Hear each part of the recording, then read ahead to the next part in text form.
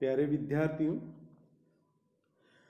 मैं डॉक्टर मोहनलाल खटीक, सहायक आचार्य राजेश पायलट, राजकीय महाविद्यालय लालसोट, बीए द्वितीय वर्ष के प्रथम प्रश्न पत्र में हम सभी व्याकरण के अंतर्गत नामिक प्रकरण का अध्ययन कर रहे थे और इस नामिक प्रकरण में महत्वपूर्ण सूत्रों की रूप सिद्धियां हमने देख ली थी। उसके बाद में जो प्रमुख अकारांत राम शब्द था अजंत में, उस अकारांत पुल्लिंग राम शब्द के जो 21 रूप थे सातों विभक्तियों के, उन सभी की रूप सिद्धियां देख ली थी। उसके पश्चात इकारांत पुल्लिंग हरि शब्द के समस्त रूपों की रूप सिद्धियां देख ली थी। आकारांत स्त्रीलिंग रमा शब्द के रूपों की रूप सिद्धियां हम कर रहे थे। पूर्व कक्षा में हम सभी ने रमा शब्द षष्ठी विभक्ति एक वचन तक के रूपों की रूप सिद्धियां करके देख ली थी। उससे आगे के रूपों की रूप सिद्धियां अब हम करेंगे। तो षष्ठी विभक्ति और सप्तमी विभक्ति का द्विवचन रूप होता है रमयोः। षष्ठी विभक्ति होती है रमायाः रमयोः रमाणाम, और सप्तमी विभक्ति होती है रमायाम रमयोः रमासु। तो रमायाः एक वचन की सिद्धि हमने पूर्व कक्षा में कर ली थी।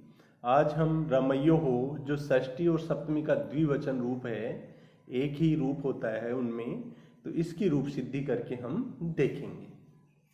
तो षष्ठी के द्विवचन रमयों की रूप सिद्धि करेंगे तो उसी के अनुसार ही सप्तमी का द्विवचन जो रमयो है उसकी रूप सिद्धि हो जाएगी, क्योंकि दोनों में जो सुबंत लगता है वह ओस लगता है।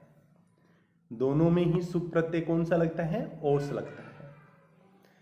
तो रूप सिद्धि करने के लिए वही सर्वप्रथम हम रमु क्रीड़ायाम जो धातु है, क्रीड़ा यानी खेलने के अर्थ में जो रमु धातु है, उससे अच प्रत्यय लगाएंगे नंदी ग्रही पचा दिव्य लूणी नच से, और अच प्रत्यय लगने के बाद में शब्द आपके सामने बन जाएगा रम, और रम शब्द बनने के बाद में अजाद्यश टाप सूत्र से उसमें स्त्रीलिंग की विवक्षा में टाप प्रत्यय लगा देंगे और शब्द बन जाएगा आपका रमा। और इस रमा शब्द का अर्थ होता है लक्ष्मी, विष्णु की पत्नी। आगे आप द्विवचन की रूप सिद्धि कर रहे हैं, तो द्विवचन को दर्शाने के लिए आप उस रमा शब्द का 2 बार उच्चारण करेंगे या उसको 2 बार लिखेंगे, तो रूप बन गया रमा, रमा रूप बन गया। इसके पश्चात आपको पूर्व में मैंने बता ही दिया था कि रमा शब्द क्या है? आबंत है। आबंत का मतलब है इसके अंत में आप प्रत्यय हैं। आप है, आप से मतलब है टाप ढाप चाप, यानी टाप ढाप और चाप का शेष जो रहता है वह आप रहता है। तो रमा भी क्या है? टाप प्रत्यय हैं इसमें, यानी आपके अंत वाला है, तो आबंत हुआ रमा शब्द भी। तो मैंने पूर्व में आपको बता दिया था कि रमा शब्द में बिना प्रातिपदिक संज्ञा हुए भी सुप प्रत्ययों का आगम हो जाता है। यहाँ प्रातिपदिक संज्ञा करने की आवश्यकता नहीं है, क्योंकि जो स्व जस अमोट इत्यादि जो प्रत्यय लगते हैं वह ण्यंत आबंत और प्रातिपदिक से लगते हैं। तो प्रातिपदिक का तो अपन ने पहले देख ही लिया था। तो रमा शब्द आबंत है, इसलिए यहाँ पे इसकी प्रातिपदिक संज्ञा करने की आवश्यकता नहीं है, और बिना प्रातिपदिक संज्ञा किए ही इनमें सुबंतों का आगम हो जाता है। तो प्रत्यय परश्च एवं ण्या प्रातिपदिकात, इन तीनों सूत्रों के अधिकार से, पूर्व में मैंने इन तीनों सूत्रों की अच्छे से व्याख्या करके आपको बता दी थी। तो इन तीनों सूत्रों के अधिकार में स्व जस अमोट इत्यादि जो सूत्र पढ़ा गया है, उस सूत्र की सहायता से रमा शब्द से सारे के सारे 21 प्रत्यय प्राप्त हो जाते हैं, यानी एक साथ लगने को तैयार हो जाते हैं। तो रूप हो जाता है आपका रमा, रमा प्लस सुप रूप हो जाता है, यानी सारे के सारे 21 प्रत्यय लगने को तैयार हो जाते हैं। अब आप समझते हो कि सारे के सारे 21 प्रत्यय तो एक साथ लग नहीं सकते, और हम यहाँ पे रूप सिद्धि कर रहे हैं षष्ठी के द्विवचन की रूप सिद्धि कर रहे हैं, षष्ठी के द्विवचन की या सप्तमी के द्विवचन की। तो अब यहाँ पे 21 शुभ प्रत्ययों में से कौन सा प्रत्यय हो, इसके निर्धारण के लिए देखिए अगला सूत्र आता है, सुपह सूत्र आता है।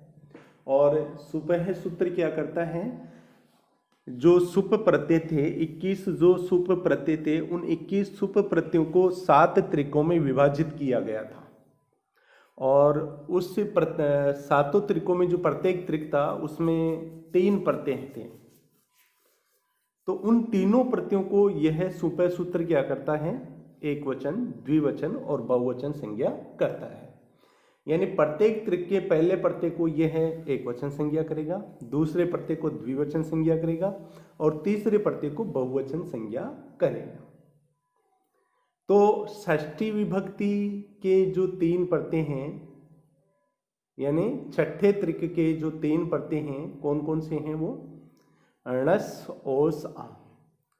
तो णस को तो एक वचन संज्ञा कर देता है, ओस को द्विवचन संज्ञा कर देता है और आम को बहुवचन संज्ञा कर देता है।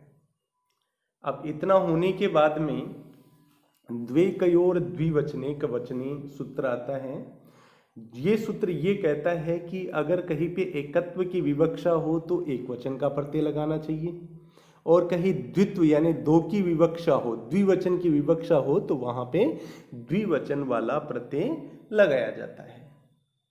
तो अब यहाँ पे क्या था कि मान लो षष्ठी विभक्ति के तीनों प्रत्यय लगने को तैयार हो रहे थे, षष्ठी विभक्ति का अपन रूप सिद्धि कर रहे थे, तो षष्ठी विभक्ति के तीनों प्रत्यय लगने को तैयार हो रहे थे, लेकिन यहाँ पे द्विकयोर द्विवचने कवचने सूत्र से द्विवचन होने से द्वित्व की विवक्षा हो रही है, इसलिए द्वित्व की विवक्षा होने से जो द्विवचन का प्रत्यय है कौन सा है, ओस, वो आकर के लग जाता है। यानी 21 प्रत्यय जो लग रहे थे उनमें से खाली शेष रह जाता है ओस, यानी अन्य प्रत्यय हट जाते हैं और प्रमुखता किसकी रह जाती है, षष्ठी विभक्ति का जो द्विवचन का प्रत्यय है ओस, इसकी प्रमुखता रह जाती है और वह आकर के लग जाता है। तो यहां आपका रूप बन जाता है रमा, रमा प्लस ओस रूप हो जाता है। इसके पश्चात देखिए सरूपाणाम एक शेष एक विभक्तो सूत्र आता है, और सरूपाणाम एक शेष एक विभक्तो सूत्र कहता है कि एक ही विभक्ति परे होने पर, एक ही विभक्ति परे होने पर, यानी पूर्व में जो विभक्ति है वो ही पर होने पर, यानी परे होने पर जो एक समान रूप दिखाई देते हैं उनमें से अन्यों का तो लोप हो जाता है और एक शेष रह जाता है। तो यहाँ पे देखिए पूर्व में रमा रमा का 2 बार उच्चारण हो रहा है षष्ठी विभक्ति द्विवचन में, और परे भी ओस पढ़ते हैं षष्ठी विभक्ति का द्विवचन। तो पूर्व में भी वही विभक्ति है तो पर में भी वही विभक्ति है। तो पूर्व में जो एक समान उच्चारण हो रहा था रमा का 2 बार, उनमें से एक रमा शेष रह जाता है और एक का लोप हो जाता है। तो इतना होने के बाद में आपके सामने रूप शेष रहता है रमा प्लस ओस रूप शेष रहता है। इसके पश्चात हलंत्यम सूत्र से जो ओस प्रत्यय था और उसका अंतिम जो सै था उसकी इत संज्ञा प्राप्त हो रही है, और इत संज्ञा होने से तस्य लोप से उसका लोप भी प्राप्त हो रहा है। परंतु नए विभक्तो तुष्मा सूत्र से हलंत्यम द्वारा जो सै की इत संज्ञा हो रही थी उसका निषेध हो जाता है। नए विभक्तो तुष्मा सूत्र क्या कहता है, नए विभक्तो तुष्मा सूत्र कहता है कि आप अगर इत संज्ञा कर रहे हो तो आप कैसी जगह पे इत संज्ञा मत करो कि विभक्ति का कोई प्रत्यय हो और उस विभक्ति के प्रत्यय में तय वर्ग यानी पूरा तय वर्ग, तय थ द ध न, तय वर्ग और से और मैं ये हो उस प्रत्यय में, तो ये इस संज्ञक हो रहे हो तो उनकी इस संज्ञा नहीं करनी चाहिए। यानी इत संज्ञक जितने भी सूत्र हैं उन सूत्रों के द्वारा मान लीजिए किसी की इत संज्ञा की जा रही है तो विभक्ति में स्थित प्रत्यय में यदि तय वर्ग हो, से हो और मैं हो तो इनकी इत संज्ञा नहीं करनी चाहिए, यानी इनकी संज्ञा नहीं होती है। और वो किससे निषेध होता है? नए विभक्तो तुष्मा सूत्र ये बात कहता है। तो यहाँ पे हलंत्यम से जो स की संज्ञा हो रही थी, क्योंकि स विभक्ति में स्थित प्रत्यय में है। कौन सी? षष्ठी विभक्ति के द्विवचन का प्रत्यय है और उसमें स है, तो इसकी लोप हलंत्यम से हो रही थी, लेकिन नए विभक्तो तुष्मा सूत्र से उसका निषेध हो जाता है। इसके पश्चात आंगी चाप सूत्र आता है, और इस आंगी चाप सूत्र से क्या हो जाता है कि जो आबंत अंग है, रमा शब्द की यहाँ पे अंग संज्ञा हो रही है, और अंग संज्ञा के साथ में रमा कैसा है? आबंत है, यानी इसके अंत में क्या है? आप है, क्योंकि टाप का शेष आप रहता है, तो अंत में क्या है? आप है, रमा के अंत में आप है। अब ऐसे आबंत अंग रमा शब्द से परे अगर ओस हो, रमा शब्द से परे क्या हो? ओस हो, तो रमा शब्द का जो अंतिम आ है उसको क्या आदेश हो जाता है? ए आदेश हो जाता है। कौन से सूत्र से हो जाता है? आंगी चाप है सूत्र से हो जाता है। तो यहां पे भी आबंत अंग जो रमा था उसका अंतिम आ को ए आदेश होकर के रमे प्लस ओस रूप बन जाता है। अब यहां पे देखिए ए प्लस ओ अयादि संधि वाली सिचुएशन आ गई है, और ए का अयादि अय हो जाने से, एचो अय वायावह सूत्र से ए का अयादि अय हो जाने से रूप बन गया आपके सामने रम प्लस अय प्लस ओस, और इनको मिलाने पर रूप बन गया रमयोस। क्या रूप बन गया? रमयोस। अब इसके पश्चात सुप्तिंग गतम पदम सूत्र से रमयोस की क्या हो गई? रमयोस की हो गई आपकी पद संज्ञा। प्यारे बच्चों, यहाँ पे रमाबिस जो टाइप हो गया है उसको आप रमयोस पढ़े, तो रमयोस में क्या है? अंत में सुप प्रत्यय है, इसलिए सुप्तिंग गतम पदम से इस रमयोस की पद संज्ञा हो जाती है। पद संज्ञा होने के बाद में रमयोस का जो अंतिम सकार है उसको सज जुसोरु सूत्र से क्या हो जाता है? रू आदेश हो जाता है। पद के अंतिम स को रू आदेश हो जाता है, और रू आदेश होने के बाद में रू में जो अनुनासिक ऊ है, रू में जो अनुनासिक ऊ है उसको उपदेश से अज अनुनासिक इत सूत्र से उस ऊ को इत संज्ञा हो जाती है, और इत संज्ञा होने के बाद में तस्य लोप से उस अनुनासिक ऊ का लोप हो जाता है, और लोप होने पर शेष रह जाता है र, और रूप रहता है आपका रमयो र। इसके पश्चात विरामो अवसानम सूत्र से र के पश्चात वर्णों का अभाव है, इसलिए इस वर्णों के अभाव की अवसान संज्ञा हो जाती है विरामो अवसानम सूत्र से, और अवसान संज्ञा होने के बाद में खर वसानियो विसर्जनीय सूत्र के द्वारा र से परे अवसान होने पर र का विसर्ग हो जाता है और रूप सिद्ध हो जाता है रमयो, जो षष्ठी विभक्ति का द्विवचन है और सप्तमी विभक्ति का द्विवचन भी है। तो यहाँ पे हमने षष्ठी और सप्तमी के द्विवचन जो रूप था रमयो उसकी रूप सिद्धि करके देख ली है। इसके पश्चात हम आगे चलते हैं रमाणाम, जो षष्ठी विभक्ति का बहुवचन रूप है, इसकी रूप सिद्धि हम करते हैं।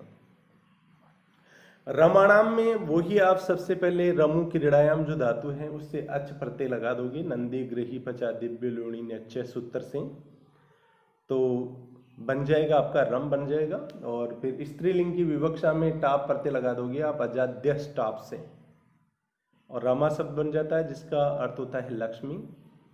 रामाणाम षष्ठी का बहुवचन है, तो बहुवचन की रूप सिद्धि के लिए आपको इस रमा का 3 बार उच्चारण करना पड़ेगा, बहुवचन में दर्शाना पड़ेगा इसको।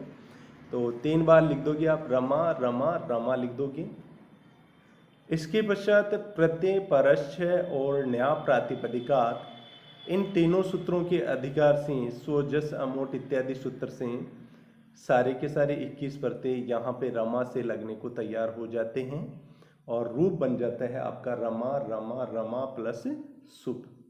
अब आप अच्छे से जानते हैं कि सारे के सारे 21 प्रत्यय एक साथ लग नहीं सकते हैं, इनमें से खाली एक ही शेष रहेगा, अन्यों का लोप हो जाएगा।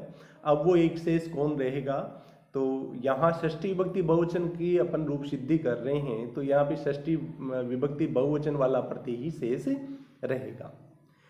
तो मैं आपको आगे बताना चाहता हूं कि अगला सूत्र है सुपर सूत्र, जो क्या कहता है कि जो स्व जस अमोट इत्यादि जो 21 प्रत्यय थे, सुप प्रत्यय थे, उन 21 सुप प्रत्ययों को 7 त्रिकों में विभाजित किया गया था और उन 7 त्रिकों को क्रमशः विभक्ति संज्ञा भी हुई थी। यानी प्रथम त्रिक को प्रथमा विभक्ति, द्वितीय त्रिक को द्वितीय विभक्ति, तृतीय त्रिक को तृतीय विभक्ति, चतुर्थ त्रिक को चतुर्थी विभक्ति, पंचम त्रिक को पंचमी विभक्ति, षष्ठम त्रिक को षष्ठी विभक्ति और सप्तम त्रिक को सप्तमी विभक्ति, ये संज्ञा हुई थी। तो सुपर सूत्र कहता है कि जो प्रत्येक त्रिक है और उस प्रत्येक त्रिक में 3 प्रत्यय थे, तो उन प्रत्येक त्रिक के 3 प्रत्ययों को क्रमशः है, यानी प्रत्येक त्रिक का जो प्रथम प्रत्यय उसको एक वचन संज्ञा, दूसरा जो प्रत्यय उसको द्विवचन संज्ञा और तीसरा जो प्रत्यय है उसको बहुवचन संज्ञा, ये सुपर सूत्र के द्वारा हो जाती है। तो यहाँ पे षष्ठी विभक्ति की जो प्रत्यय है णस ओस आम, तो इनमें णस को एक वचन संज्ञा, ओस को द्विवचन संज्ञा और आम को बहुवचन संज्ञा इस सुपर सूत्र से हो जाती है। इसके पश्चात देखिए बहुषु बहुवचनम सूत्र आता है और वो कहता है कि अगर कहीं पे बहुवचन की विवक्षा हो रही हो तो वहां पर बहुवचन का प्रत्यय ही लगाया जाता है। अब यहाँ पे बहुवचन की विवक्षा हो रही है क्योंकि अपन षष्ठी बहुवचन की रूप सिद्धि कर रहे हैं और रमा रमा रमा इस प्रकार से इसको बहुवचन में भी लिख रखा है अपन ने। तो बहुवचन की विवक्षा हो रही है, तो बहुषु बहुवचनम सूत्र से यहाँ पे षष्ठी विभक्ति का जो बहुवचन प्रत्यय है, अब षष्ठी विभक्ति का बहुवचन संज्ञा किसकी हुई है? आम की। षष्ठी विभक्ति में जो 3 प्रत्यय हैं उनमें बहुवचन संज्ञा आम की हुई है। तो बहुवचनम बहुषु बहुवचनम सूत्र से क्या होगा? उस बहुवचन वाले प्रत्यय का आगम हो जाएगा। यानी सुप जो 21 सुप प्रत्यय लगने को तैयार हो रहे थे उनमें से षष्ठी विभक्ति बहुवचन वाला प्रत्यय ही शेष रह जाएगा और अन्यों का लोप हो जाएगा।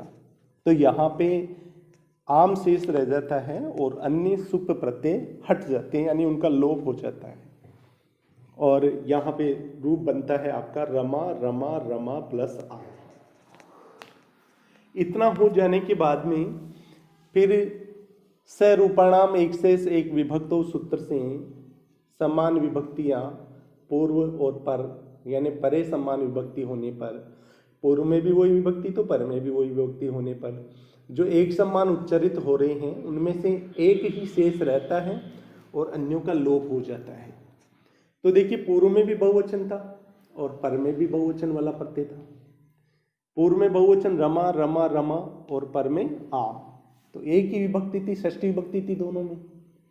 तो यहाँ पे जो एक समान उच्चारण हो रहा था रमा का, उनमें से एक रमा शेष रह जाता है और अन्यों का लोप हो जाता है और ऐसा होने पर आपका रूप बन जाता है रमा प्लस आम।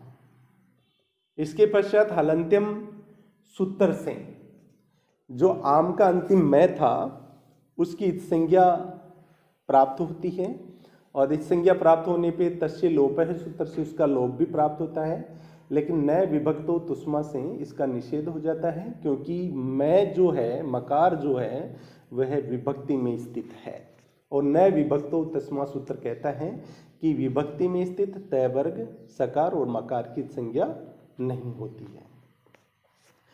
इसके पश्चात ऋष्वधाप्यो नुट सूत्र से जो आबंत अंग रमा शब्द है, रमा शब्द क्या है? आपके अंत वाला है और अंग संज्ञक भी है। तो आबंत अंग रमा से परे अगर आम हो तो उस आम का अवयव नुट का आगम हो जाता है। तो नुट का जो आगम यहाँ पे हो रहा है ऋष्वधाप्यो नुट सूत्र से, वो किस रूप में हो रहा है? आम के अवयव के रूप में, यानी आम प्रत्यय के एक अंग के रूप में ही उसका आगम हो रहा है, आदेश नहीं हो रहा है। देखिए आदेश होता है तब तो क्या होता है कि एक की जगह दूसरा आ जाता है, लेकिन आगम होता है तो पहले वाला भी बना रहता है और नया वाला भी उसके साथ में आ जाता है। तो कहा भी गया है कि आगम तो होता है मित्रवत और आदेश होता है शत्रुवत, यानी आदेश तो दूसरे की जगह आता है और आगम जो होता है वह दूसरे के साथ आता है, यानी दूसरे का लोप नहीं करता है, दूसरे की जगह नहीं आता है, वो उसके साथ में ही आ जाता है, तो वो मित्रवत होता है। तो यहाँ पे जो नुट का आगम हो रहा है वो आम प्रत्यय के अवयव के रूप में हो रहा है। अब नुट में से देखिए जो अनुनासिक ऊ है उसकी तो उपदेश से अज अनुनासिक इत से इत संज्ञा हो जाती है, और ट है उसकी हलंत्यम से इत संज्ञा हो जाती है। तो अनुनासिक ऊ और ट की इन दोनों की इत संज्ञा हो जाती है, और दोनों की इत संज्ञा होने के बाद में तस्य लोपः से इस अनुनासिक ऊ का और ट का लोप हो जाता है, और नुट में से शेष रहता है केवल न शेष रह जाता है, और यहाँ आते ही रूप बन जाता है रमा न आम, और दोनों को मिलाने पर रमा नाम बन जाता है।